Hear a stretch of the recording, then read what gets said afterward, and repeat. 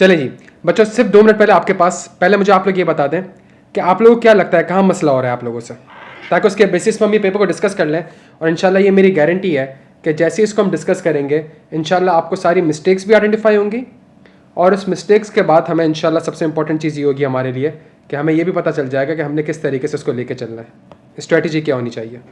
इंशाल्लाह हमें मिस्टेक्स भी पता चल जाएंगी और हमें स्ट्रैटेजी भी इंशाल्लाह समझ में आ जाएगी। देखिए हमारे पास टाइम बड़ा कम रहता है, सही है। एक चीज़ बड़ी बड़ी इंपॉर्टेंट है मेरे बच्चों, जो बड़ी ज़्यादा इंपॉर्टेंट है आपके पेपर में अभी जो हमारे पास रह गया है ना, वो सिर्फ और सिर्फ 4 महीने।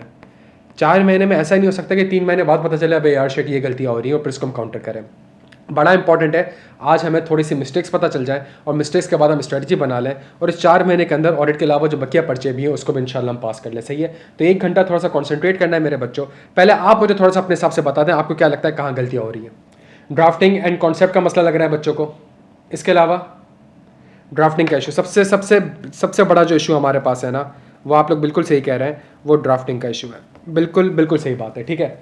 रिक्वायरमेंट पिक नहीं कर रहा है, बिल्कुल ठीक। एग्जामिनर भी ये कह रहा है कि रिक्वायरमेंट बच्चा पिक नहीं कर रहा, बिल्कुल सही बात, बिल्कुल सही कह रहे हो, बिल्कुल सही करो। टाइम मैनेजमेंट का मसला है, और इसके अलावा कोड ऑफ एथिक्स में मसला आ रहा है, स्टैंडर्ड को कैसे यूज़ करना है ये सबसे बड़ा मसला आ रहा है। और इसके अलावा बच्चों एग्जामिनर जो चाह रहा है वो हम पिक नहीं कर पा रहे हैं, वो क्या चाह रहा है मैं ये नहीं पता। चलें इसको भी डिस्कस करेंगे। इसके अलावा और भी मसले मैं इंशाल्लाह आपके साथ सारे डिस्कस करूंगा, और मैं करूंगा ये कि इस सारी चीज़ों को डिस्कस करते हुए मैं आपसे पूरा क्वेश्चन पेपर डिस्कस करूंगा। क्वेश्चन पेपर के बेसिस पे आपको बताऊंगा कि यार बच्चे से गलती हो कहाँ पे रही है, सही है। हमारे पास 4 महीने, अगला जो हमारे 1 घंटे का सेशन होने जा रहा है इसमें बच्चा नॉर्मली कुछ सवाल पूछता है, तो मैं आपको अभी से ही थोड़ी चीज़ें बता दूँ।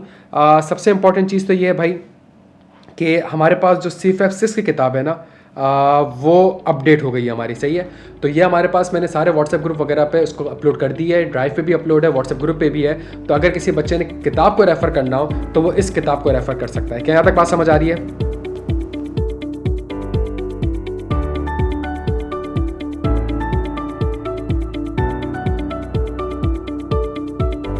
और इस किताब के अंदर हमारे पास जो सबसे बड़ा मसला आता है कि अकाउंटिंग स्टैंडर्ड्स एंड रिस्क, सही है।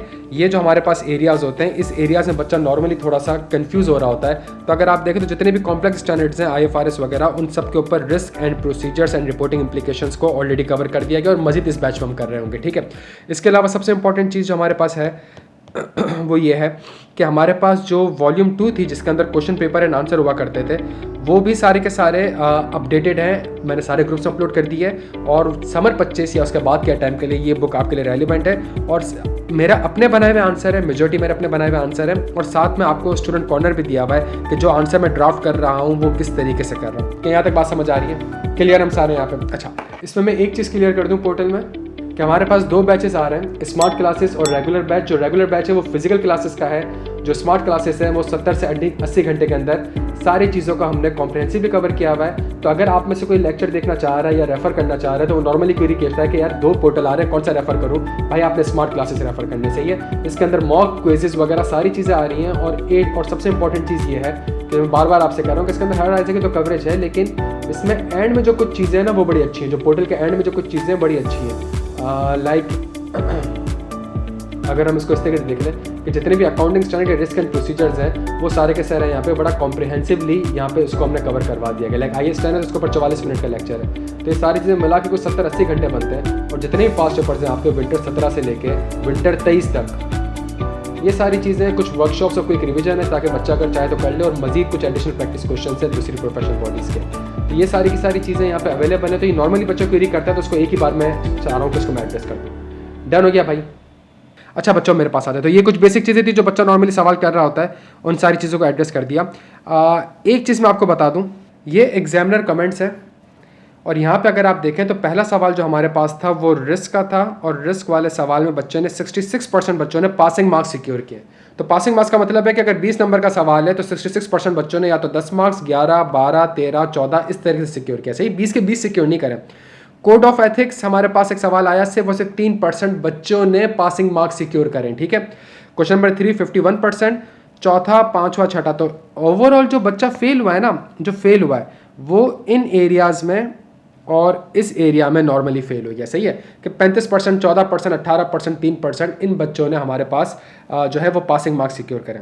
जो सबसे बड़ा मसला है वो ये है प्यारे बच्चों, अगर हम इसको डिस्कस करें और हम सवाल को डिस्कस करते हैं, ऑडिट रिस्क जो कि थोड़ा सा बड़ा सवाल है, मैं उसके ऊपर बाद में आता हूँ, लेकिन ऑडिट रिस्क जो कि आसान सवाल भी था, 66% बच्चों ने कर लिया इसको सिक्योर। सेकंड चीज़ जो मैं आपके साथ डिस्कस करने जा रहा हूँ, question 2 ICAP code of ethics, ये डिस्कस कर लूँ ताकि समझ में आ जाए कि बच्चा गलती कर कहाँ पे रहा है। और ऐसा क्या हो गया कि यार एक सवाल जो और स्टैंडर्ड का छपा छपाया सवाल था, ये पता है ना हम सबको। तो अगर इस सवाल को हम देखें, as you know electric private limited is experienced significant growth and it has become evident that our current financial operational process requires modernization. For this reason we are planning to upgrade our financial system and I would like your firm to assist us with this transformation as follows. सही है। Jameel Ansari audit partner है, इसका मतलब है जमील अंसारी उसको, और इसने भेजा किसने है, CFO ने भेजा हुआ। इसका मतलब है कि जो ऑडिट क्लाइंट है वो अपने ऑडिट फर्म को, ऑडिट फर्म क्या कर रही है, ऑडिट कर रही है ऑलरेडी, तो वो ऑडिट ऑलरेडी कर रही है, तभी यहाँ पे ऑडिट पार्टनर लिखा हुआ है। और ऑडिट फर्म से एक और चीज़ की दरख्वास्त करिए, किस चीज़ की दरख्वास्त करिए कि वो चाह रही है आप हमें असिस्ट करें। We need your expertise in shortlisting top tier accounting software solution and evaluating which options align best with our specific requirements. Your guidance will be instrumental in helping us select the most suitable software for our needs. मसला क्या हुआ, मसला मैं आपको बताता हूँ बच्चों। ये हैंडआउट याद आ रहा है IT सिस्टम सर्विस का? अच्छा, अब इसके अंदर मसला क्या था, ये वो चीज़ें हैं, ये जो इसका स्मार्ट हैंडआउट आप सामने देख रहे हैं, स्मार्ट हैंडआउट के अंदर वो चीज़ें हैं जो कि ऑलरेडी कोड ऑफ एथिक्स में लिखी हुई हैं, ठीक है, और उसको मैंने फ्लो चार्ट के तौर पर बना दिया था ताकि बच्चे को थोड़ी सी आसानी हो। एक चीज़ फॉर श्योर है कि सेल्फ रिव्यू थ्रेट क्रिएट होता है, public interest entity non public interest entity की बाइफ्रिकेशन थी, और ये कुछ सर्विसेज थी जो कि आप प्रोवाइड कर सकते हैं और इसके अंदर कोई भी थ्रेट नहीं है, provided that firm does not assume management responsibility, design और implement the IT system that are unrelated to the internal control over financial reporting, design and implement the IT system that do not generate information forming a significant part of the accounting record. और ये सारी की सारी चीज़ें यहाँ पे आपके पास मौजूद थी। बच्चे ने क्या करा, बच्चे ने कोड ऑफ एथिक्स को रेफर करा और कोड ऑफ रेफर करके उस सिनेरियो को मैच करने की कोशिश करी, और अगर सिनेरियो मैच हो गया तो वो लाइन पेपर में लिख कर आ गया। ऐसे ही है भाई। हालांकि सवाल की रिक्वायरमेंट क्या है, सवाल की रिक्वायरमेंट है advice Jamil Ansari on how to respond to this offer. अब जब इसने हाउ टू रिस्पॉन्ड की बात करी कि जी आपने रिस्पॉन्ड कैसे करना है, तो रिस्पॉन्ड में आपने सबसे पहले उसको क्या बताना पड़ेगा, सिनेरियो बताना पड़ेगा कि भाई ये कहाँ की बात चल रही है, ये IT सिस्टम सर्विस की बात चल रही है, सही है। अच्छा, फिर उसके बाद आपने बताने पड़ेंगे उसको थ्रेड्स। इन थ्रेड्स को आपने थोड़ा सा एक्सप्लेन करना होगा, इस थ्रेड्स को आपने थोड़ा सा एक्सप्लेन करना होगा। बच्चे ने नॉर्मली थ्रेड्स को एक्सप्लेन सही से नहीं करा, सही है। और फिर उसके बाद अगर आप चाहें और अगर सर्विस अलाउ है और इसके लिए सेफगार्ड की ज़रूरत है तो आपने सेफगार्ड्स वगैरह कुछ बताने थे। जो नॉर्मली बच्चों से मसला हो रहा है वो ये हो रहा है कि यार वो कोड ऑफ एथिक्स में चीज़ों को एक्सप्लेन नहीं कर पा रहा, और इसका एक की रीज़न मुझे ये लगता है कि जो लेक्चर्स हैं लाइक मेरे जो लेक्चर्स हैं उसमें जो भी थ्रेड्स वगैरह है उसको मैंने नॉर्मली एक्सप्लेन किया हुआ है कि थ्रेड क्रिएट क्यों होगा, सही है, क्यों ये सर्विस अलाउ है, क्यों ये सर्विस अलाउ नहीं है। तो वो जो एक्सप्लेनेशन है बच्चा उसको सही से समझ नहीं रहा है, सही से उसको ओवरराइड कर रहा है, और वो ये समझ रहा है कि मैं कोड ऑफ एथिक्स पढ़ के चला जाऊंगा तो पेपर पास कर लूंगा। तो ऐसा नहीं होगा प्यारे बच्चे। तो बीकॉम वाले भी कोड ऑफ एथिक्स पढ़ सकता है, आप भी कोड ऑफ एथिक्स पढ़ रहे हैं, आप और वो दोनों बराबर नहीं हो सकते। आप अभी दोनों को बराबर समझ रहे हैं। क्या यहाँ तक बात समझ आती है? तो for example, we need your expertise in shortlisting top tier accounting software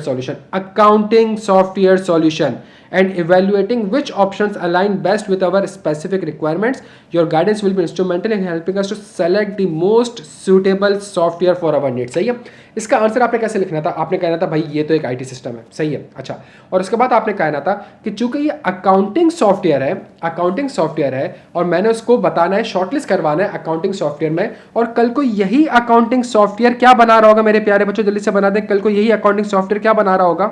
कल को यही अकाउंटिंग सॉफ्टवेयर अकाउंटिंग रिकॉर्ड्स बना रहा होगा। उन अकाउंटिंग रिकॉर्ड से क्या बन रहे होंगे? फाइनेंशियल स्टेटमेंट्स, और इन फाइनेंशियल स्टेटमेंट्स के ऊपर मैं क्या एक्सप्रेस कर रहा हूँ? उन फाइनेंशियल स्टेटमेंट्स के ऊपर मैं ओपिनियन एक्सप्रेस कर रहा हूँ। तभी यहाँ पे एक थ्रेड क्रिएट हो जाएगा जिसका नाम है सेल्फ रिव्यू थ्रेड, कि मैंने ही एक सॉफ्टवेयर बनाया है जिससे अकाउंटिंग रिकॉर्ड्स और फाइनेंशियल्स बन रहे हैं और मैं ही उनका रिव्यू कर रहा हूं, मैं ही उनका ऑडिट कर रहा हूं, which will create the self review thread. बच्चे ने सारी चीजें छोड़ दी और बच्चे ने कहा कि भाई ये प्रोवाइड नहीं कर सकते बिकॉज उसमें सेल्फ रिव्यू थ्रेड है। तो ये रीजन है जिसकी वजह से आपके 3% मार्क्स आ रहे हैं, सही है। तो आपने सवाल के कीवर्ड्स को लेना होगा और उन सवाल के कीवर्ड्स को कोड ऑफ एथिक्स से मैच करना होगा। फॉर एग्जाम्पल, आपने कहा अकाउंटिंग सॉफ्टवेयर है, आपने कोड ऑफ एथिक्स रेफर करा, क्या ये, मेरी बात सुनिएगा, example of services involving the design or implementation of IT system that form a significant part of the internal control over financial reporting or generate information that is significant to the client's accounting record of financial statement on which the firm will express opinion। क्या इस line को मैं copy कर सकता हूं? जल्दी से बता दें प्यारे बच्चों, क्या इस लाइन को मैं कॉपी कर सकता हूं? क्या पहला सवाल जो मैंने आपके साथ पढ़ा क्या ये इससे रिलेट कर रहा है? बिल्कुल रिलेट कर रहा है। इससे पहले बस मुझे क्या लिखना पड़ेगा कि कंपनी एक अकाउंटिंग सॉफ्टवेयर बना रही है जिससे सिग्निफिकेंट अकाउंटिंग रिकॉर्ड्स बनेंगे या फाइनेंशियल स्टेटमेंट बनेंगे, जिसकी वजह से सेल्फ रिव्यू थ्रेट क्रिएट होगा। क्यों? बिकॉज जो मैंने अकाउंटिंग सिस्टम उसको सेलेक्ट करके दिया है उसी से अकाउंटिंग रिकॉर्ड्स बन रहे हैं, उसी से फाइनेंशियल स्टेटमेंट बन रहा है, और मैं ही कल इन फाइनेंशियल स्टेटमेंट्स का ऑडिट कर रहा हूँ, जिसकी वजह से थ्रेट क्रिएट हो जाएगा। क्या यहां तक बात समझ आती है? और जो CFO है वो प्राइवेट लिमिटेड है। CFO जो है वो Ali Kirmani CFO electric private limited है, सही है। तो अगर आप देखें तो नॉन पब्लिक इंटरेस्ट एंटिटी के केस में एडवाइस करना है आपने, जब आपने एडवाइस करना है तो बच्चों फुल टॉस थी है। जब आप उसको एडवाइस कर रहे हैं तो आप कहेंगे कि भाई ये वाले काम थ्रेट तो क्रिएट हो रहा है, और नॉन पब्लिक इंटरेस्ट एंटिटी में ये चीज़ अलाउ है प्रोवाइडेड दैट कि अगर आप ये सारे सेफगार्ड्स को अलाउ कर लें। क्या यहाँ तक बात समझ आ रही है? कितने लोगों ने सवाल में ये चीज़ मिस कर दी कि सवाल में जो हमारे पास सवाल आया हुआ है वो नॉन पब्लिक इंटरेस्ट एंटिटी का आया हुआ है। तो जब तक आप चीज़ों को देखें, सिर्फ इसको देखने से ना, सिर्फ स्मार्ट हैंडआउट को देखने से आपका पेपर पास नहीं होगा। ये तो वो चीज़ है जो कि रिवीजन के लिए बेस्ट है, एक स्ट्रक्चर के लिए बेस्ट है कि इस एक पेज के अंदर कोड ऑफ एथिक्स में आके ये आईटी की चीज़ें 3 पेज पे दी हुई और पढ़ के समझ में ही नहीं आएगा आपको, सही है। मैंने इसको 1 पेजर पे क्या बताया कि बच्चों को सारे सिनेरियो समझ में आ जाए कि ये सर्विस में दे सकता हूँ, ये सर्विस में नहीं दे सकता, नॉन पब्लिक इंटरेस्ट एंटिटी के लिए दे सकता हूँ, पब्लिक इंटरेस्ट एंटिटी के लिए नहीं दे सकता। जब नॉन पब्लिक इंटरेस्ट एंटिटी के लिए देता हूँ तो ये कुछ सेफगार्ड्स होंगे जो कि अप्लाई करने होंगे। क्या यहाँ तक बात समझ आती है मेरे बच्चों को? तो अगर आप सवाल को कोड ऑफ एथिक्स से मैच नहीं करेंगे और एक्सप्लेन नहीं करेंगे तो बच्चों पेपर को पास करना थोड़ा सा मुश्किल हो जाएगा। क्या यहाँ तक बात समझ आ रही है? दूसरा, once a software is selected, once a software is selected, तो इसका मतलब है सेलेक्ट कौन कर रही है? ये मैनेजमेंट सेलेक्ट कर रही है।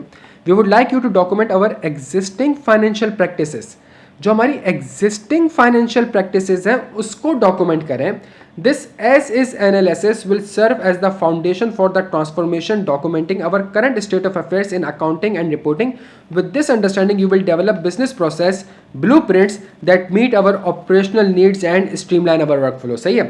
Additionally, as part of this project, we would like you to oversee the setup of training session for our staff. A third-party vendor will be configuring and implementing the software along with the conducting the training, but your assistant coordinating this training will ensure our team adopt the new software. क्या ये point 3 वाली service में दे सकता हूँ बच्चों? जल्दी से बता दें। क्या इसकी वजह से कोई सेल्फ रिव्यू थ्रेट क्रिएट हो सकता है? अब ये चीज कोड ऑफ एथिक्स में कहीं भी कवर नहीं है, ये समझने की कोशिश करेगा। ये चीज़ मेरे पास कोड ऑफ एथिक्स में कहीं भी कवर्ड नहीं है, लेकिन आपने थोड़ा सा कॉमन सेंस इस्तेमाल करना था कि भाई जो मैं ट्रेनिंग दे रहा हूँ तो उस ट्रेनिंग से कोई चीज़ रिकॉर्ड नहीं हो रही है, कोई चीज़ इनिशिएट नहीं हो रही है, कोई चीज़ प्रोसेस नहीं हो रही है, सही है। और ये सारी की सारी चीज़ें ओवरसी जो कर रही है वो मैनेजमेंट और थर्ड पार्टी वेंडर कर रही है, मैं सिर्फ कोऑर्डिनेशन में असिस्ट कर रहा हूँ, जिसकी वजह से कोई थ्रेट यहाँ पे क्रिएट नहीं हो रहा। क्या यहाँ तक बात समझ आती है? प्लस आप चाहें तो ये लिख सकते हैं कि इवन अगर मैं चाहूँ तो सेफगार्ड ये अप्लाई सकता हूँ कि जो इसकी टीम होगी वो डिफरेंट होगी। तो बच्चों थोड़ी बहुत अब जो आपने करनी है ना मेहनत, थोड़ी सी इस तरीके से मेहनत करिएगा कि आपने मिस्टेक क्या है, मिस्टेक अगर ड्राफ्टिंग इशू है और ड्राफ्टिंग इशू में ICAP का कोड ऑफ एथिक्स है तो स्ट्रेटजी आपकी ये होनी चाहिए कि आपने 2 काम करने हैं। पहला काम ये करना है कि जब भी आप ICAP का कोड ऑफ एथिक्स देखें या आप लेक्चर्स देखें तो लेक्चर्स के अंदर अगर मैंने ये एक्सप्लेन किया हुआ है कि इसकी वजह से थ्रेट हो क्यों रहा है, कोशिश करें उन सारे पॉइंट्स को आपने जॉट डाउन करना है, सही है। सेकंड चीज़, कुछ मजीद एडिशनल प्रैक्टिस क्वेश्चंस आपने करने हैं जिसके अंदर आपको पता चल जाए कि अगर एक ऐसा सिनेरियो जो कि कोड ऑफ एथिक्स में कवर्ड नहीं है तो उसको किस तरीके से ड्राफ्ट करते हैं। तो यहाँ पे आपने अपनी प्रिपरेशन करनी है और यहाँ पे आके आपने अपनी असेसमेंट करनी है। कि यहाँ तक बात समझ आती है मेरे बच्चों को? अच्छा यार, एडिशनल प्रैक्टिस क्वेश्चन जो है ना वो पोर्टल पे भी अवेलेबल है, सही है, मॉक की सूरत में भी अवेलेबल है, क्विज की सूरत में भी अवेलेबल है। अलग से एडिशनल प्रैक्टिस क्वेश्चन का एक टैब आ रहा है जिसके अंदर दूसरी प्रोफेशनल बॉडीज़ के जो डिटेल सवाल थे 50-50 नंबर के वो भी अवेलेबल है, प्लस MSA 1 के जो सवाल आते हैं। अच्छा, एक चीज़ बड़ी इंपॉर्टेंट है, अगर आप सुन लो तो आपका फायदा हो जाएगा। क्या मैं एक चीज़ आपसे डिस्कस कर लूँ? स्ट्रेटेजी के लिए बड़ी इंपॉर्टेंट है और मैं यहाँ पर लिख देता हूँ आपको, और ये इंपॉर्टेंट है बच्चों, सुन लीजिएगा। MSA 1 आगे जाके खत्म होने जा रहा है, क्या ये क्लियर है? अच्छा, अगर MSA 1 आगे जाके खत्म होने जा रहा है तो ICAP फ्री में एक चीज़ खत्म कर देगा। जो ICAP ने इस सब्जेक्ट के ऊपर पिछले 3-4 साल में इतनी मेहनत करी, इतनी रिसोर्स बनाई, इतनी किताबें बनाई, इतने सवालात बनाए, इतने बंदे हायर करे, क्या वो सारी चीज़ें अभी ज़ाया हो जाएंगी? ये सारी की सारी चीज़ें कहाँ टेस्ट होंगी? तो बच्चों अगर कल को MSA 1 हट रहा है तो ये कहाँ टेस्ट होगा? बस ये अपनी स्ट्रेटजी का पार्ट बना लेना, खुदा का वास्ता है, ये अपनी स्ट्रेटजी का पार्ट बना लेना कि एक चीज़ फ्री में ख़त्म नहीं होगी, वो अब CFAP 6 के अंदर एग्जामिन हो रही होगी। क्या यहाँ तक बात समझ आती है? बिकॉज MSA 1 के अंदर भी 60-70% का जो पेपर आता था वो एडवांस ऑडिट से आ रहा होता था और रिपोर्टिंग से मिक्स होकर आ रहा था।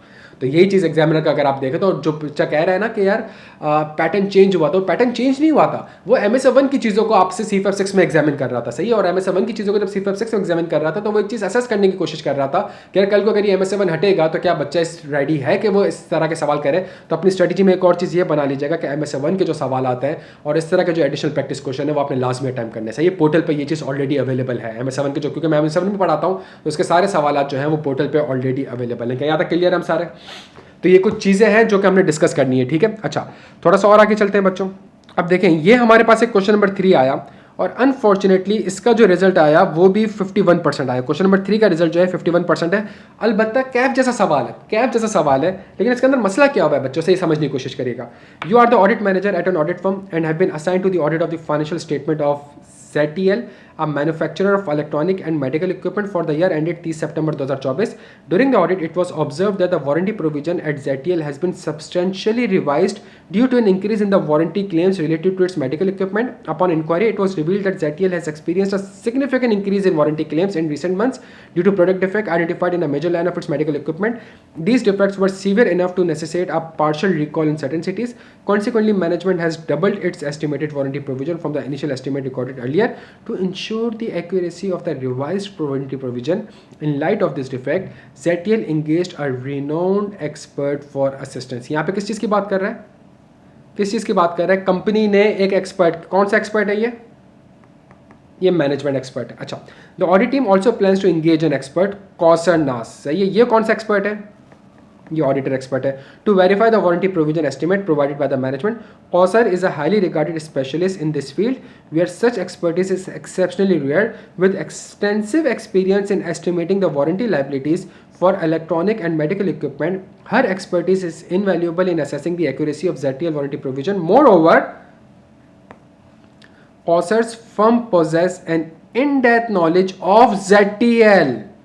जो आपका ऑडिटर एक्सपर्ट है उसको बड़ी ज़बरदस्त नॉलेज है ZTL की, having recently been engaged to consult on the product quality improvement and to provide recommendation for addressing the quality issues in ZTL electronic and medical equipment. सही है। ये मैं सवाल देखो तो सवाल की आखिरी 3 लाइन थोड़ी सी खतरनाक है। Discuss the suitability of appointing Kausar as an expert and the matters to consider when making her appointment. 9 number का सवाल था प्यारे बच्चों और एक्सपर्ट से आया है, सही है। Discuss the suitability of appointing Kausar as an expert and यहाँ पे 2 रिक्वायरमेंट है हमारे पास, सही है। 2 रिक्वायरमेंट है, ये पहली रिक्वायरमेंट है, ये हमारे पास दूसरी रिक्वायरमेंट है। Discuss the suitability of appointing Kausar as an expert and the matters to consider when making her appointment. आप में से कितने लोगों ने इस वाली लाइन को मिस कर दिया था जो आखिरी की 3 लाइन है? अगर हम एक्सपर्ट के स्मार्ट हैंड आउट पे आए, आपने उसकी कॉम्पिटेंसी एंड कैपेबिलिटी को असेस करना है। क्या सवाल में उसकी कॉम्पिटेंसी और कैपेबिलिटी के बारे में लिखा हुआ है?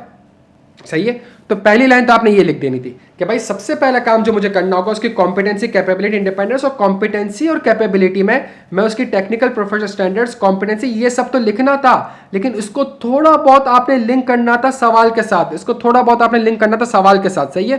तो जब आप कॉम्पिटेंसी और कैपेबिलिटी लिखते हैं तो कॉम्पिटेंसी और कैपेबिलिटी लिखने के बाद आपके पास सवाल में जो ये इन्फॉर्मेशन दी हुई थी, कौन सी इन्फॉर्मेशन दी हुई थी? Is a highly regarded special in this field, सही है। ये आपने कॉम्पिटेंसी के साथ लिंक करना था। Where such rare with extensive experience in estimating warranty liabilities for electronic and medical equipment, सही है। और ये है भी किस चीज़ का? Manufacturer of electronic and medical equipment, और इसकी एक्सपर्टीज भी किस में है? इलेक्ट्रॉनिक एंड मेडिकल इक्विपमेंट, सही है। तो आपने सवाल में जो 620 के पॉइंट्स थे वो तो लिखने ही थे, और साथ में क्योंकि सवाल क्या कर रहा है? Discuss the suitability of appointing. तो जब डिस्कस करने की बात कर रहा है तो आपने जो अच्छी चीज़ें वो भी लिखनी है। आपको ऑडिट में या स्केप्टिकल आप ऐसा अप्लाई कर देते हो कि आप कहते हो कि नहीं यार जो बुरी चीजें मैं सिर्फ वही लिखूंगा। ये जो आपके पास 4-5 नंबर सिंपल कॉम्पिटेंसी और कैपेबिलिटी की चीजों को लिंक करना था सवाल से, आपने वो लिंक नहीं करा। तो आपने बाइबल खोलनी थी, बाइबल में आपके पास ये पॉइंट्स थे सारे आपके पास, सही है। बाइबल आपने खोली, बाइबल में आपके पास ये पॉइंट्स थे, और इन पॉइंट्स को competency to the matter for which the work will be used, ये जो सवाल में लिखा हुआ आ रहा है उसको आपने आगे लिंक करना था कि भाई इसके पास एक्सपर्टीज है मेडिकल एंड इलेक्ट्रॉनिक इक्विपमेंट की वारंटी प्रोविजन को एस्टिमेट करने की, और क्लाइंट की भी ये चीज है। तो ये जो रेलिवेंट है, इसकी जो कॉम्पिटेंसी है वो रेलिवेंट है, सही है। टेक्निकल प्रोफेशनल स्टैंडर्ड्स और अदर प्रोफेशनल इंडस्ट्री रिक्वायरमेंट, सही। तो आप इंडस्ट्री में कह सकते हो कि इसकी एक्सपर्टीज इलेक्ट्रॉनिक और मेडिकल इक्विपमेंट में, और सेम चीज expertise in related to the audit and accounting. इसके ऊपर सवाल में उसने कुछ दिया हुआ नहीं है, आप एक जेनेरिक लाइन लिख सकते हैं। क्या यहाँ तक बात समझ आ रही है? तो यार देखें, अगर जो बच्चा पेपर में सिर्फ इसको छाप कर आ गया वो भी फेल है, जो बच्चा पेपर में सिर्फ ये लिख कर आ गया वो भी फेल है। क्या आपने सवाल में लिंक करना, और ये चीज़ मैं आपको समझाने की कोशिश कर रहा हूँ कि जो कोड ऑफ एथिक्स में हमने डिस्कस करा था ऊपर, तो ऊपर कोड ऑफ एथिक्स सीधे हाथ पे कोड ऑफ एथिक्स रखना है, उल्टे हाथ पे आपने सिनेरियो रखना है और फिर आपने बैठ के आंसर ड्राफ्ट करना है। क्या तक बात समझ आ रही है? हमने जो भी एक चीज़ डिस्कस करी थी यहाँ पे, तो सबसे बड़ा मसला किस चीज़ का हो रहा है मेरे भाई? सबसे बड़ा मसला हो रहा है ड्राफ्टिंग इशू का। और ड्राफ्टिंग इशू में जो मसला है वो ये है मेरे प्यारे बच्चों, मसला क्या है असल में?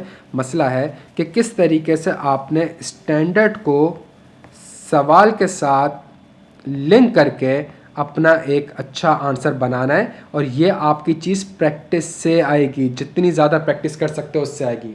क्या यहाँ तक बात समझ आ रही है मेरे बच्चों को?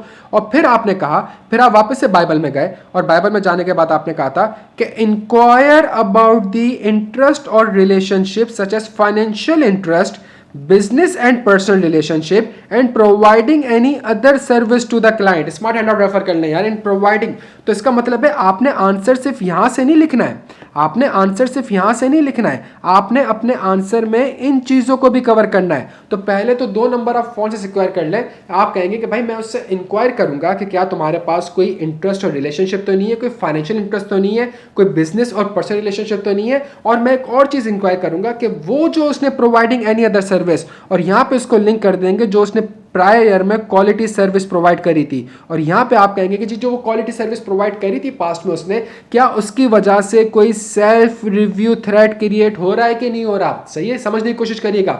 वो जो सर्विस ने प्रोवाइड करी थी और मैं जो उससे काम ले रहा हूं, क्या वो दोनों आपस में लिंक्ड है? क्या उसकी वजह से कोई सेल्फ रिव्यू थ्रेट क्रिएट हो सकता है कि नहीं हो सकता? और मैनेजमेंट और जो एक्सपर्ट है वो क्या सेफगार्ड अप्लाई करेगी टू इंश्योर दैट कि जो सर्विस ने पहले प्रोवाइड करी है और अब जो वो मेरे सर्विस प्रोवाइड कर रहा है, तो दोनों की टीम सेपरेट होगी। प्यारे बच्चों, ये कोड ऑफ एथिक्स से थोड़े बहुत पॉइंट्स लिखने थे आपने। क्या यहां तक बात समझ आ रही है आपको? तो देखें, जिसमें मेजॉरिटी बच्चों ने पासिंग मार्क्स सिक्योर करे, मतलब 16 में से 8, 9, 10, 11, उसमें आपने शायद 3 या 4 मार्क्स सिक्योर करे 16 में से। तो फिर 80 में से यार 80 में से 50 मार्क्स सिक्योर करना थोड़ा सा मुश्किल हो जाएगा। सही है, नहीं तो how this come to mind to refer code in a question that is non code question? ये बहुत ही गलत बात करी है। इसका मतलब आपने लेक्चर सही से नहीं देखा है। अगर आप लेक्चर सही से देखें तो लेक्चर में बाकायदा तौर पे मैंने ये चीज बोली हुई है कि भाई जब इंडिपेंडेंस की बात आती है तो वो कोड ऑफ एथिक्स है। जब एक चीज इंडिपेंडेंस की बात करता है तो वो कोड ऑफ एथिक्स है। चलिए एक और चीज रेफर करवाता हूं आपको मैं। तो जब ये बात इंडिपेंडेंस और ऑब्जेक्टिव की कर रहा है तो यहां पे आपके पास आईकैप का कोड ऑफ एथिक्स एप्लीकेबल हो रहा है। सही है, आईकैप का आपने एस पर आईकैप कोड ऑफ एथिक्स नहीं लिखना है भाई, आपने एस पर आईकैप कोड ऑफ एथिक्स नहीं लिखना है। बट एक कॉमन सेंस तो होगी कि जो प्रिंसिपल्स आपको वहां पे दिए हुए वो चीज आप उसको कहेंगे कि भाई क्या तुम ये चीज कर सकते हो कि नहीं कर सकते। क्यों? बिकॉज ये जो ऑडिटर एक्सपर्ट है, ये मेरी बात सुनिएगा। चलिए मैं आपको एक और टेक्निकल बात बताता हूं। ये जो ऑडिटर एक्सपर्ट है, क्या ये एंगेजमेंट टीम या ऑडिट टीम की डेफिनेशन में आएगा? जल्दी से बता दें, बड़ी टेक्निकल बात कर रहा हूं। अच्छा, अगर ये ऑडिटर एक्सपर्ट एंगेजमेंट टीम और ऑडिट टीम की पार्ट पे आएगा तो क्या एंगेजमेंट टीम और ऑडिटर का इंडिपेंडेंट होना जरूरी है? बहुत टेक्निकल चीज समझा रहा हूं, समझने की कोशिश करके। उनका टेक्निकल होना जरूरी है और उनका इंडिपेंडेंट होना किस तरीके से जरूरी है, किसके हिसाब से जरूरी है? इसका मतलब है ये चीज इसके ऊपर भी अप्लाई होगी, बिकॉज आपकी एंगेजमेंट टीम का पार्ट है ये। सही है, as per engagement team definition, as per audit engagement team definition, जो बीच में ISQM1 ISQM2 रिवाइज हुए, ऑडिट एंगेजमेंट टीम की डेफिनेशन रिवाइज हुई, उसके अंदर वो आपसे कहता है कि भाई ये भी अब आपकी टीम का पार्ट है। तो जो रिक्वायरमेंट आपके ऊपर अप्लाई होंगी और आप किसी और को यूज कर रहे हो तो आप ये नहीं कह सकते कि वो तो बाहर का बंदा है ना, एक्सपर्ट है। नहीं, वो रिक्वायरमेंट अब उसके ऊपर भी अप्लाई होंगी। क्या यहां तक बात समझ आती है भाई? तो लॉ को थोड़ा सा लिंक करने का मैं भाई। और अच्छा, तो जो आप लोग बता रहे हैं बच्चों एक गलतियां कि थोड़ा बहुत इशू कहां पे हो रहा है, थोड़ा बहुत इशू हो रहा है लिंकिंग में, बिल्कुल सही बात है। फिर वो कहता है outline the audit procedure other than an engaging an expert, because वो तो हो चुका है, that should be perform for the verification on the warranty provision. बच्चों के यहां तक बात समझ आती है? और फिर वो कहता है कि ऑडिट प्रोसीजर बताओ other than engaging expert that should be perform for the verification. अब यहां पे भी आप बच्चे ने क्या करा, बच्चा सिर्फ और सिर्फ ऑडिट प्रोसीजर लिख कर आ गया। बच्चे ने सबसे बड़ी गलती क्या करी? इस बच्चे ने सबसे बड़ी गलती ये करी कि आपके पास जो एक्सपर्ट है ना, other than engaging expert, x का मतलब है एक्सपर्ट एंगेज हो चुका है। सही है, ऑब्जेक्टिव 2 से बात निकल के कहां चली गई है? ऑब्जेक्टिव 3 में evaluate the adequacy of expert work. सही है, इवेल्युएट दी। तो आपके लिए जो बाइबल पहले होती है वो बाइबल पहले ये होती, समझ आ रही है मेरे बच्चों? आपके लिए बाइबल पहले ही होती है, आपकी सबसे पहली बाइबल होती है relevant and reasonableness of the expert finding. सही है, relevance and the reasonableness of the assumption, relevance, completeness and the accuracy of the source data. ये 3 चीजें लिखनी थी और फिर इन 3 चीजों से आपने उसको मजीद 5 से 6 प्रोसीजर्स बताने थे। यहां तक बात समझ आती है आपके? या तो बच्चा सिर्फ ये लिख कर आ गया है या बच्चा सिर्फ ऑडिट प्रोसीजर लिख कर आ गया, दोनों को आपस में लिंक नहीं कर रहा, तो यार मार्क्स नहीं मिलेंगे। क्या मतलब relevance and reasonableness of the assumption? अच्छा ये है क्या? ये हमारे पास वारंटी प्रोविजन है ना, तो इसके आंसर के लिए बच्चों पहला काम आपने ये करना था, आइजा 620 एक्सपर्ट, इसके जो प्रोसीजर्स थे आपने वो लिखने थे, और फिर आपने देखना था कि जो वारंटी प्रोविज़न के प्रोसीजर्स हैं, जो वारंटी प्रोविज़न के प्रोसीजर्स हैं उनको आपने रखना था, और फिर यहाँ जो वारंटी प्रोविज़न के प्रोसीजर्स थे उसको हल्के हल्के आपने इन प्रोसीजर्स के साथ लिंक करना था। बच्चों के यहाँ तक बात समझ आ रही है? ये जो प्रोसीजर्स हैं आपके पास, ये कौन से प्रोसीजर्स हैं? ये प्रोसीजर किस चीज़ को वेरीफाई कर रहा है? अच्छा अब मुझे बताओ, ये प्रोसीजर किस चीज़ को कर रहा है? जल्दी से बता दो, ये प्रोसीजर किस, ये जो येलो वाला हाईलाइटेड किसको कर रहा है? डेटा को। मैं आपसे क्या अर्ज कर रहा था, अब इसको देखें, ये याद आ रहा है? Relevance and reasonable assumptions such as जो वो प्रोसेस लिखे थे, relevance, completeness and accuracy of source data, वो प्रोसेस लिंक हो रहा है बच्चों? तो आपने ये लाइन लिखनी थी और इस लाइन के बाद आपने ये प्रोसेस लिखना था। आप समझ रहे हैं? क्या यहां तक बात समझ आ रही है? तो चूंकि सवाल एक्सपर्ट से था तो आपने कहना था कि जी मेरा सबसे पहला काम ये होगा, मैं देखूंगा ओवरऑल फाइंडिंग कौन रीजनेबल है, मैं एजम्पशन को चेक करूंगा। कैसे चेक करूंगा? जो वो प्रोसीजर उसने लिखे वो सारे प्रोसीजर आपने मेंशन करने थे। क्या मैं हिस्टोरिकल रेट्रोस्पेक्टिव एनालिसिस करूंगा, सही है, मैं सबसेक्वेंट इवेंट का प्रोसीजर परफॉर्म करूंगा, मैं सेंसिटिव एनालिसिस करूंगा, मैं ये चेक करूंगा कि जी वारंटी प्रोविजन जो है वो सेल्स से कोऑपरेट कर भी रहा है कि नहीं कर रहा है। वो जितने वारंटी के प्रोसीजर में पढ़े तो सारे के सारे करेंगे। क्वेश्चन नंबर 4 डिस्कस कर लें जल्दी से और फिर कुछ जनरल बातें कर लेंगे। Your firm is the auditor of Helium limited, a company listed on the Pakistan stock exchange for its stand alone and consolidated affairs for the year ending 31 December 2024। The following information was provided to you in the audit kick off meeting. सवाल की requirement है again 12, 15, 17 number का सवाल है, और 17 number के सवाल में हमारे पास क्वेश्चन नंबर 4 है, सिर्फ 35% बच्चों ने पासिंग मार्क्स सिक्योर करे, सही है। During the year HL increase its stake to 55% by pay the company initially acquired 25% stake for 840 million. During the year, HL increased its stake to 55% by paying an additional rupees 1680 million to gain control. The acquisition term also includes a contingent consideration of rupees 280 million payable if CPL meets a specific target over the next 3 years. Suggests the audit process that should be performed in relation to the goodwill arising from the acquisition for inclusion in the consolidated affairs.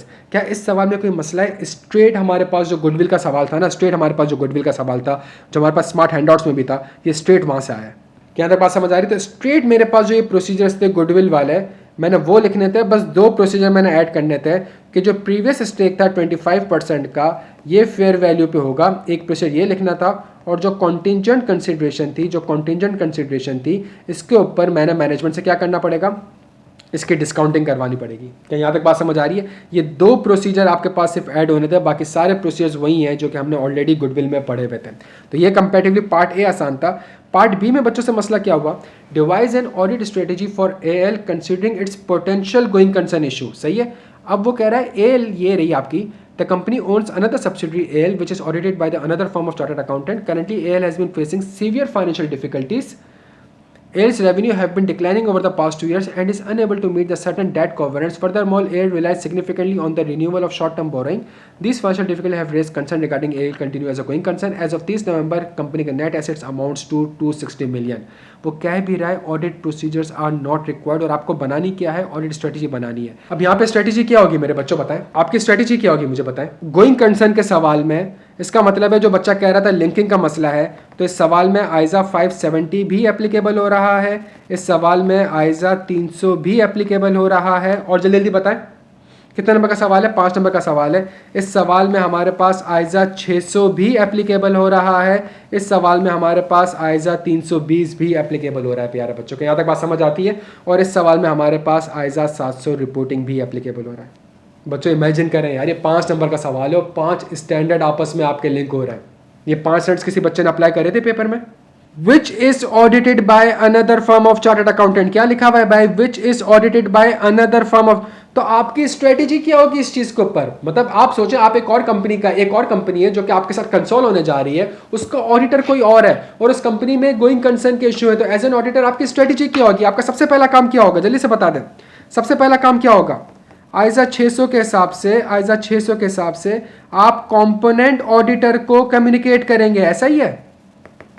क्या communicate करेंगे? उसको risk communicate करेंगे, उसको procedures communicate करेंगे। That should be your strategy. ये आपकी strategy होगी बच्चों के। यहाँ तक बात समझ आ रही है? तो इसका पहला आंसर आइजा 600 में था, और आइजा 600 के अंदर 315 भी था, 500 भी था, 570 भी था। क्या यहाँ तक बात समझ आती है मेरे बच्चों को?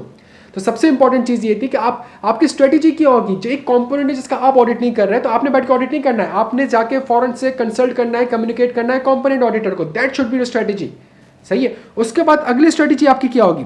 अगली स्ट्रेटेजी आपकी ये होगी कि जो कंपोनेंट में गोइंग कंसर्न का मसला है और मैं ग्रुप में बैठा हुआ हूं, तो क्या ये मेरे लिए मटेरियल है कि नहीं है? ऐसा 320 क्या ये मेरे लिए मटेरियल है कि नहीं है? बच्चों क्या यहाँ तक बात समझ आती है?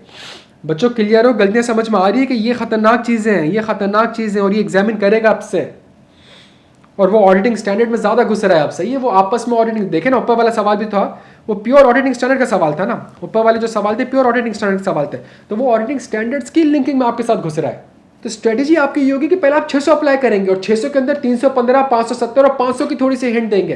फिर दूसरा आपका ये होगा कि आप कहेंगे भाई कंपोनेंट लेवल पे मसला है, तो क्या ग्रुप पे मसला हो सकता है कि नहीं हो सकता? तो इसके लिए फिर आप ऐसे 320 को डिस्कस करेंगे। फिर वो कह रहा है if AL's auditor express an unmodified opinion with a paragraph on material uncertainty relating to going concern, discuss the implication for the audit report on consolidated। एक चीज मैंने मिस कर दी, इसके नेट एसेट्स कितने के? 260 मिलियन के। ये सुनना बच्चों, ये बड़ी इंपॉर्टेंट चीज है। इसके नेट एसेट्स कितने के हैं बच्चों? जिसका जो सब्सिडरी है जिसमें गोइंग कंसर्न का मसला है, उसके नेट एसेट्स कितने के? ग्रुप के नेट एसेट्स कितने के? अराउंड 10%। तो एक सब्सिडरी जो कि 10% है, कल को खुदा ना खास्ता बंद भी हो जाएगी, तो क्या उसकी वजह से ग्रुप भी बंद हो जाएगा? समझने, ये आपकी स्ट्रेटेजी का पार्ट होगा, ये आपकी स्ट्रेटेजी का पार्ट होगा। सही है। अब वो कह रहा है कि इस वाली कंपनी में हमने material uncertainty relating to going concern का सेक्शन दे दिया है। सही है। बताएं कि इसकी इंप्लीकेशन आपके कंसोलिडेटेड फाइनेंशियल स्टेटमेंट में क्या होगी? तो आपने तो सिंपल सा ये लिखना था बच्चों, आपने तो ये लिखना था कि भाई सब्सिडरी की बुक्स में material uncertainty relating to going concern है, तो जो होल्डिंग कंपनी है क्या उसके लिए ये रेलिवेंट है? अगर तो रेलिवेंट है तो होल्डिंग कंपनी में भी material uncertainty related to going concern का सेक्शन आ जाएगा। और अगर उसके लिए रेलिवेंट नहीं है, बिकॉज देखें ये बंद भी हो जाएगी, तो होल्डिंग पे गोइंग कंसर्न का डाउट क्रिएट नहीं होगा। अगर ये रेलिवेंट नहीं है, तो क्या मेरी बात सुने, क्या आपने कंपोनेंट की गोइंग कंसर्न के ऊपर सिग्निफिकेंट एफर्ट्स लगाई होंगी बच्चों? मतलब आपने इसके ऊपर टाइम लगाया होगा, आपने कंपोनेंट ऑडिटर से मीटिंग भी करी आप। इसका मतलब है अगर रेलिवेंट नहीं भी है, तो ग्रुप के पर्सपेक्टिव से ये मैटर आपके लिए की ऑडिट मैटर में कम्युनिकेट होगा बच्चों। आइजा 701 भी एप्लीकेबल है इसके अंदर, 570 भी एप्लीकेबल है इसके अंदर। अगर एक चीज़ ग्रुप में एडिक्वेटली डिस्क्लोज कर दी गई है, वो मटेरियल सेक्टर इसको से जा रहा है और आप कहते हैं यार इसकी वजह से ग्रुप में मसला नहीं है, लेकिन चूंकि मैंने इस पर काम बहुत करा है, कंपोनेंट ऑडिटर के साथ मीटिंग करी है, कंपोनेंट मैनेजमेंट के साथ मीटिंग करी है, 2 साल गवर्नेंस के साथ कम्युनिकेट करा है, तो इस मैटर को मैं कैम में कम्युनिकेट करूंगा। अब आप ये सवाल देखें बच्चों, ये जो मैंने आपसे 2 सवाल डिस्कस करे, जो मैंने आपसे 2 सवाल अब तक डिस्कस करें, इसमें आप थोड़ा सा एनालाइज करें हो क्या रहा है। आइजा 500, आइजा 620 ऑडिटर एक्सपर्ट ऑडिट एक्सपर्ट के अंदर कोड ऑफ एथिक्स, फिर उसके बाद हमारे पास सब्सटेंटिव प्रोसीजर, फिर हमारे पास यहाँ पे 570, फिर हमारे पास यहाँ पे आइजा 300, फिर हमारे पास यहाँ पे आइजा 320, फिर हमारे पास यहाँ पे आइजा 315 के जो सिग्निफिकेंट रिस्क है उसके ऊपर काम करो, फिर हमारे पास यहाँ पे आपके पास आएगा आइजा 500 के ये कुछ की प्रोसीजर जो कि आपको परफॉर्म करने हैं, और फिर उसके बाद आपके पास आइजा 701 की ऑडिट मैटर। अब ये आपसे 2 सवालों में 15 आइजाज को एग्जामिन कर रहा है बच्चों। अगर पेपर में आपने 15 आइजाज मेंशन नहीं करे, उनको आपस में लिंक करके नहीं बताया, हाउ इट इज़ पॉसिबल कि जी आपका पेपर पास होगा? क्या यहाँ तक बात समझ आ रही है मेरे बच्चों को? कुछ फ़ायदा हुआ बच्चों का? मुझसे गलती हो कहाँ पे रही है? सही है। अब मेरा मशवरा आपको सिर्फ इतना होगा प्यारे बच्चों, मेरा आपको सिर्फ इतना मशवरा होगा, इसको सीरियसली पढ़ें, इसको सीरियसली पढ़ें। और सबसे बड़ा मसला जो मैं आपके साथ स्ट्रेटजी डिस्कस करने जा रहा हूँ, उसके लिए एक चीज़ समझ लें, आप अभी खड़े हुए कुछ 8 या 10 फ़ेब को, सही है। नेक्स्ट वीक हमारे पास चैंपियंस ट्रॉफी है, कुछ भी हो जाए दुनिया यहाँ से वहाँ हो जाए, आप लोगों ने मैचेस देखने हैं, ठीक है। फिर उसके बाद आपके पास रमज़ान आ रही है 27 फ़ेब को, 30 मार्च तक आपके रमज़ान, ईद, ये सारा होगा। फिर आपके पास मई में या जून में आपके पास बकरा ईद आ रही है, सही है। ये सारा का सारा टाइम अगले 4 महीने में हमारे पास आ रहा है। आपके पास सिर्फ 4 महीने रह गए प्यारे बच्चों। और चूँकि मेरी एक और चीज़ सुन लें कि अगली अटैम्प्ट का जो पेपर होगा, चूँकि अगर MSA 1 नहीं है या MSA 1 को हटा रहे हैं लोग, आगे जाकर नहीं हटेगा, तो इसकी थोड़ी बहुत झलक आपको कहाँ पे दिखेगी? इसकी थोड़ी बहुत झलक आपको C-FAB 6 में दिखेगी, ठीक है। कोशिश ये करें कि जब आप लेक्चर बैठ के देख रहे हो, तो लेक्चर देखते हुए जो टीचर आपसे बात कर रहा है, जो इंपॉर्टेंट पॉइंट्स हैं उसको लाजमी नोट करें, उसको लाजमी नोट करें। क्या यहाँ तक बात समझ आती है? जो वो कुछ बातें समझाने की कोशिश कर रहा है, जो लिंकिंग करने की कोशिश कर रहा है, उसको लाजमी। सेकंड चीज़, जो रिपीटर्स हैं उनके लिए एक बहुत ज़बरदस्त एडवाइस मैं बच्चों को भी कर रहा हूँ, आपको भी करूँगा ये, कि यार अगर आप एक लेक्चर देखते हैं ना, फॉर एग्जांपल ऑडिट रिस्क का, तो आपने ऑडिट रिस्क का लेट से एक स्मार्ट लेक्चर देखा। स्मार्ट लेक्चर देखने के बाद फ़ौरन से आपको वहाँ पर दिखेंगे पास्ट पेपर्स और क्वेश्चंस, एडिशनल क्वेश्चंस। इनके लेक्चर्स को नहीं देखना है अब आपने, क्या यहाँ तक बात समझ आती है आपके? इन लेक्चर्स को आपने नहीं देखना है। इन लेक्चर्स को आपने पहले क्या करना है बच्चों, जल्दी से बता दें। इन लेक्चर्स को आपने पहले क्या करना है? पहले आपने अटेम्प्ट करना है इन लेक्चर्स को, और फिर अटेम्प्ट करने के बाद आपने लेक्चर्स देखने, और फिर आपने देखना है कि आपसे मिस्टेक्स कहाँ पे हो रही हैं। क्या यहाँ तक बात समझ आती है? फौजान जिसका गोल्ड मेडल आया था, जब मेरी उससे एक बहुत डिटेल में बात हुई, उसने कहा कि सर मैंने एक काम ये करा था कि जो 3 आवर के पेपर होते थे ना, मैं उनको अटेम्प्ट करता था। जब मेरी तैयारी कंप्लीट हो जाती थी ना, तो मैं फिर एक काम ये करता था कि वो 3 घंटे वाले पेपर को पूरे तरीके से अटेम्प्ट करने की कोशिश करता था। सही है। और जब आप अटेम्प्ट करें तो आप देखें कि आपने आइजा को रेफर करना भी है कि नहीं करना, और अगर रेफर करा है तो उस आइजा को आपने सारे के सारे आइजा को लिंक और आइडेंटिफाई करे भी हैं कि नहीं करे। बच्चों के यहाँ तक बात समझ आती है? खुदा का वास्ता अगर लेक्चर देख रहे हो तो इस अप्रोच से अब लेक्चर को देखना है। सही है। और महीने के आपको 20-25 घंटे निकालने पड़ेंगे। सही है। यूं ना सोचेगा यार कि देखे कि बस 70 घंटे के लेक्चर या 60 घंटे के लेक्चर है तो आपका पेपर पास हो जाएगा। आपका पेपर 60-70 घंटे के लेक्चर से पास नहीं होगा। 60-70 घंटे के लेक्चर को आपने इतना डिटेल्ड में और इन सारी एफर्ट्स के साथ देखना है, तब जाके आपके 150 घंटे लगेंगे प्यारे बच्चों के। यहाँ तक बात समझ आती है? तो इस माइंडसेट के साथ चीज़ों को पढ़ें। जो अगला आइजा है चेक करें कि अगर टीचर उसको लिंक करवा रहे हैं पुराना आइजा से, तो आप देखें कि वो पुराना, और जब आप अगला आइजा पढ़ रहे हो, सारा लेक्चर देख लो, तो आप कहें यार ये आइजा इन जगह से लिंक होता है, और फिर आप लेक्चर देखो, चेक करें यार कि सर ने भी इन्हीं ने आइजा से लिंक करवाया कि नहीं करवाया। और जितना हो सके भाई, जितना हो सके कॉन्सेप्चुअली चीज़ों को पढ़ें। एक लाइन हमने पढ़ के घुमा दी ना, एक लाइन हम पढ़ते हैं और घुमा देते हैं ना कि इसमें इंडिपेंडेंट का वर्ड आ रहा है। भाई अगर इंडिपेंडेंट का वर्ड आ रहा है तो इंडिपेंडेंट के पीछे बाइबल क्या होगी? आईकेएफ कोड ऑफ एथिक्स होगा, लेकिन आईकेएफ कोड ऑफ एथिक्स तो हम पे अप्लाई होता है, उसके ऊपर कैसे अप्लाई होगा? ये सवाल सोचना है। जब तक आप सोचेंगे नहीं, जब तक आप ऑडिट में अपने आप से बातें नहीं करेंगे, आपका पेपर पास नहीं होगा। और जितना एक्सटेंसिव ड्राफ्टिंग कर सकते हो बच्चों करो, जितनी एक्सटेंसिव मजीद ड्राफ्टिंग कर सकते हो करो। सही है। इस बैच में इंशाल्लाह मैं करूंगा ये कि MS7 के जो रिसेंट पेपर्स हैं, रिसेंट क्वेश्चन बैंक्स और क्वेश्चन है, वो इंशाल्लाह करवाऊंगा। और दूसरी प्रोफेशनल बॉडीज़ के जो मजीद रिसेंट पेपर्स से सवाल आए हैं उनको भी इंशाल्लाह मैं कोशिश करूंगा। लेकिन वो पहले आपने अटैम्प्ट करने हैं, उसके बाद आपने लेक्चर देखना है बच्चों के। यहाँ तक बात समझ आती है? तो कोशिश करें यार कि इसको थोड़ा सा सीरियसली लें और जल्दी से इस सब्जेक्ट को निकालें, बिकॉज इस सब्जेक्ट का सबसे बड़ा मसला है, खुदा ना खासा ये एक बार फेल होगा ना, ये कंटिन्यूस बेसिस पे फेल होता है। जितना जल्दी इस सब्जेक्ट को हो सके निकालें। बदनाम सब्जेक्ट है ना ये एडवांस ऑडिट। सही है। तो कोशिश करें कि इसको निकालें और इस स्ट्रेटजी के साथ लेके चलें और थॉरली चीज़ों को पढ़ें। सही है। कैजुअली ना पढ़ें। एक स्टैंडर्ड भी पढ़ रहे हैं तो उसको कैजुअली पढ़ें, कैजुअली ना पढ़ें, उसको थॉरली पढ़ें कि यार इसके अंदर क्या क्या लिखा हुआ है। इसके अंदर ये वो चीज़ें हैं जो कि अगर कल को एग्जामिनर पूछेगा तो मैं इसको यहाँ से जवाब दे सकता हूँ। ये वो चीज़ें हैं जो कि मैं इससे यहाँ पे किताब हेल्प नहीं करेगी। इस तरीके से अगर आप चीज़ों को लेकर चलेंगे तो इंशाल्लाह आपका पेपर पास होगा। देखें मेरी बात सुने, बच्चा कह रहा है सर मैं सिर्फ एक्सटेंसिव प्रैक्टिस करूँगा तो क्या पेपर पास हो जाएगा? एक्सटेंसिव प्रैक्टिस से पहले आपको पता होना चाहिए कि कौन कौन से आइजाज़ हैं, इनकी लॉजिक क्या है, ये आइजाज़ कैसे लिंक होता है। जब आपको लिंकिंग ही नहीं पता होगी, आपको लॉजिक ही नहीं पता होगी और आपको ड्राफ्टिंग टेक्निक ही नहीं पता होगी तो आप प्रैक्टिस करेंगे कैसे? ये पहला स्टेप है ना बच्चों। अभी आप किताब उठा लेंगे और 10-15 टाइम का पास पेपर कर लेंगे और आपको लगेगा मैंने 10-15 टाइम का पास पेपर कर लेंगे मैं पास हो जाऊंगा। पास नहीं होंगे भाई, बिकॉज अगर आपको सवाल में ये नहीं समझ आ रहा कि 320 और 701 और 300 और 570 आपस में कैसे लिंक्ड हो रहा है और 600 आपस में कैसे लिंक्ड हो रहा है, तो जब आपकी यही चीज़ कभी क्लियर नहीं होगी तो आप प्रैक्टिस क्या कर रहे होंगे मुझे बताएं। क्लियर हो बच्चों? तो कोशिश करें इसके ऊपर करें। और व्हाट्सएप ग्रुप के अंदर सारा मटेरियल मैंने शेयर किया हुआ है, कोशिश करें उसमें थोड़ा सा एक्टिव रहें। कोई क्वेरी वगैरह हो तो उसको रिजॉल्व करें। लेकिन अगर आप उसको सब्जेक्ट को लेकर चलना चाह रहे हैं, सही है, फॉर एग्जाम्पल लेक्चर्स देखना चाह रहे हैं, तो इस माइंडसेट से आपने चीज़ों को देखना नहीं तो फिर आपकी सारी मेहनत ज़ाया और मेरी भी मेहनत ज़ाया। डन हो गया बच्चों? अपना बेहद ख्याल रखिएगा बच्चों। कोई भी क्वेरीज वगैरह ग्रुप पे कर लेना इंशाल्लाह। बाकी जो आंसर्स हैं उसकी भी मैं रिकॉर्डिंग्स वगैरह यूट्यूब वगैरह पे अपलोड करवा दूंगा। अपना बेहद ख्याल रखना और इंशाल्लाह नेक्स्ट टाइम में आप मुझे पास होते हुए दिखें इंशाल्लाह।